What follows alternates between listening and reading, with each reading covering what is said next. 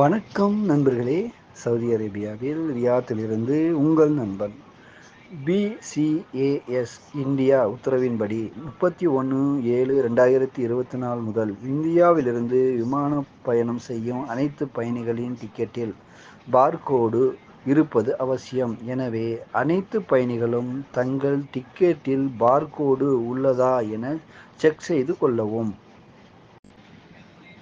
இப்போ நம்ம பார்த்துக்கிட்டு இருக்க இந்த வீடியோ ஹஜ்ஜுக்கு போகிற வழியில் எக்ஸிட் 24 பிரான்ச் ரோட்டில் உள்ள ஹென்னீஸுங்கிற காபி அண்டு பேக்கரி கடை தான் இது.